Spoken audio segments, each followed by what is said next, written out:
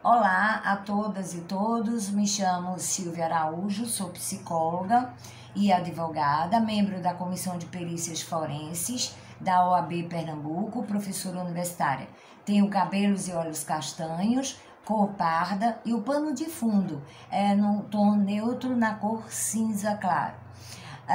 O tema pessoas com deficiência nas empresas brasileiras suscita debates e questionamentos. Daí está aqui falando sobre inclusão das pessoas com deficiência, PCD, nas empresas, avanço na gestão da diversidade ou uma questão de cumprimento legal.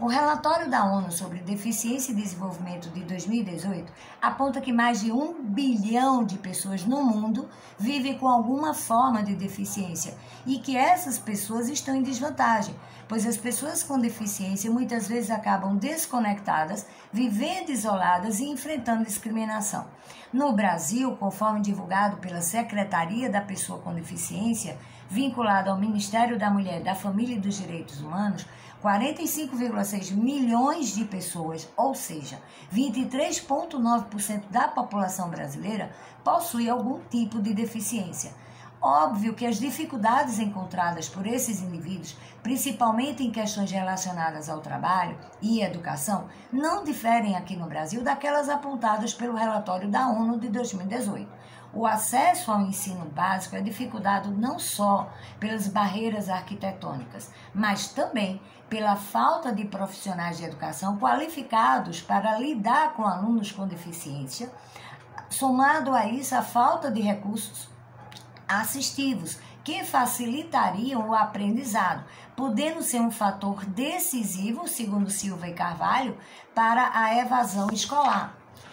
No que tange à inclusão de pessoas com deficiência no mercado de trabalho, o primeiro movimento nacional para estabelecer uma igualdade de oportunidades para as pessoas com deficiência se deu na Constituição de 1988, que assegura lá no artigo 7º, parágrafo 31, a proibição de qualquer discriminação no tocante a salário e critérios de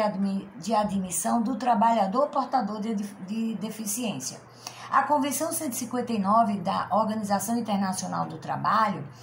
que foi ratificado pelo Brasil em julho de 91 por meio da Lei 8.213, a conhecida Lei das Cotas, diz lá no artigo 93 que a empresa com 100 ou mais funcionários está obrigada a preencher percentuais que variam de 2% a 5% dos seus cargos com os beneficiários reabilitados ou pessoas portadoras de deficiência habilitadas da seguinte forma: até 200 empregados, 2%, de 201 a 500 empregados, 3%, de 501 a 1.000 empregados, 4%, de 1.001 em diante empregados, 5%.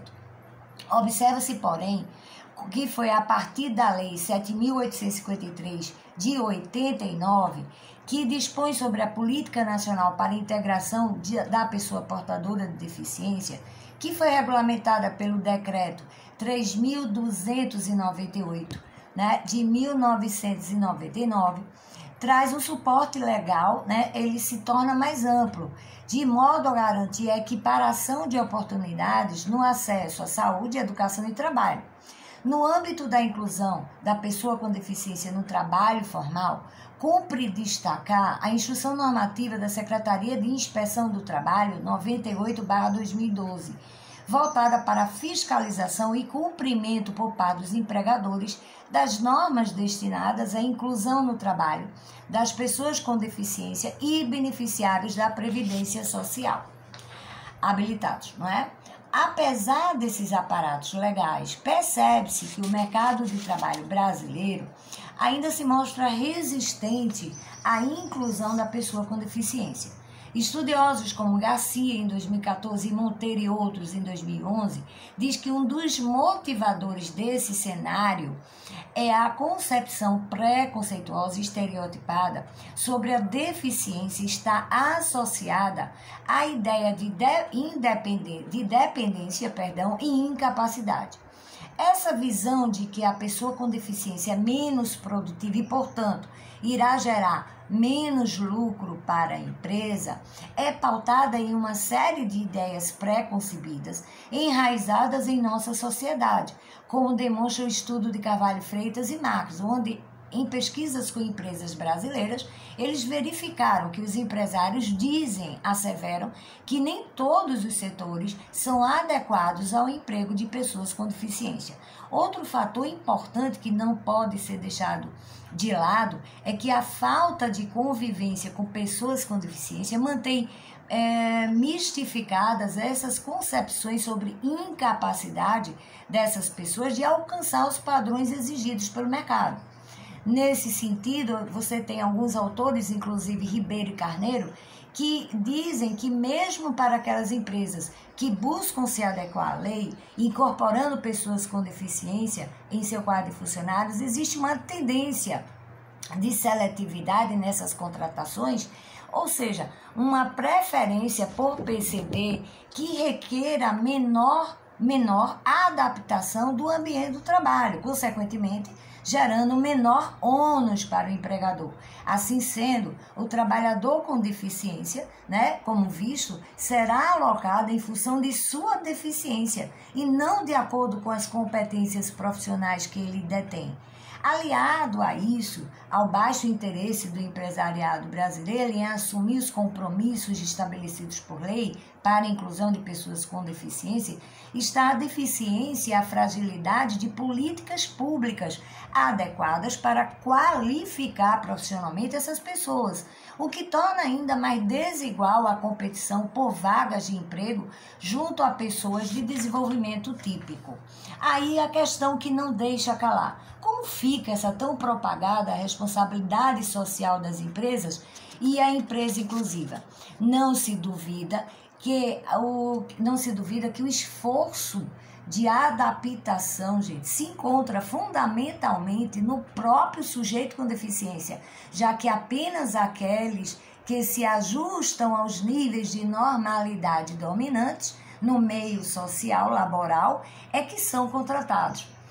Ao admitir pessoas com deficiência que julgam enquadrar-se a determinada função, os empresários não reconhecem o portador de deficiência como sujeito capaz e ativo no processo de produção no âmbito organizacional. Some-se a esse cenário a fragilidade na formação de recursos humanos que abordem a inclusão das pessoas com deficiência e a ambientação da empresa para melhor recebê-las, recepcioná-las no mercado de trabalho, o que é um agravante para o quadro de desemprego e para a visão preconceituosa decorrente desses estereótipos sobre as especificidades, potencialidades e limitações das diversas deficiências. Ao se contratar de forma inclusiva, deve-se adaptar a função às especificidades de cada pessoa, de forma a utilizar recursos alternativos e tecnologias auxiliares, se preciso for.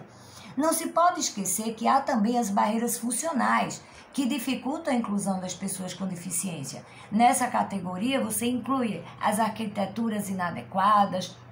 dificuldade de acesso ao local de trabalho e ao meio de transporte. Há uma elevada parcela de pessoas com deficiência que possuem baixa escolaridade. Obviamente, para contratar sujeitos com qualificação para ocuparem cargos com mais reconhecimento e prestígio social também será um obstáculo. A maioria, segundo Assis e Carvalho Freitas, eles informam que tendem a ocupar empregos de baixo rendimento. Se faz necessário o debate no campo das ciências jurídicas, da administração da empresa, da psicologia, das ciências sociais aplicadas, enfim, das ciências humanas, em seus diferentes espaços de atuação, tanto em nível de formação inicial dos discentes, quanto de forma continuada. Conforme alguns estudiosos, e aí eu trago o exemplo de Ribeiro e Carneiro, informam que a contratação com fins de apenas cumprir a lei é realizada de forma seletiva, em que as competências não são visualizadas, ou seja, não é o carro-chefe desse processo seletivo. Um ambiente, aí você ratifica um ambiente adverso para com este indivíduo, cujas adaptações e adequações sejam ignoradas, podem comprometer consideravelmente a permanência das pessoas com deficiência nesse ambiente de trabalho. Uma empresa inclusiva valoriza as diferenças de cada sujeito, gerindo a diversidade tão salutar para o mundo corporativo. Realizar modificações internas, sejam de caráter físico ou administrativo, se faz necessário e urgente, para que funcionários com deficiência sejam capazes de exercerem suas funções com qualidade e autonomia. Pesquisa realizada e publicada por Do Carmo,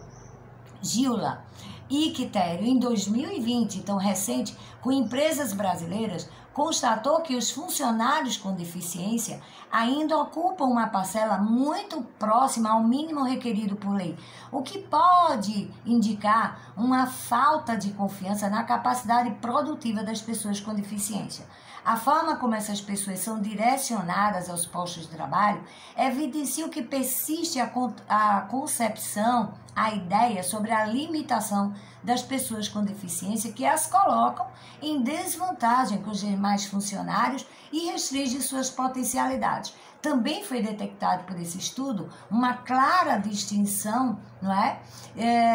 uma clara distinção de funcionários ditos normais,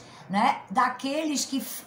falta algo, ou seja, ratificam que as pessoas com deficiência estariam em desvantagem em relação aos ditos normais. A competência da pessoa com deficiência parece ser valorizada quando esta supera ou se iguala,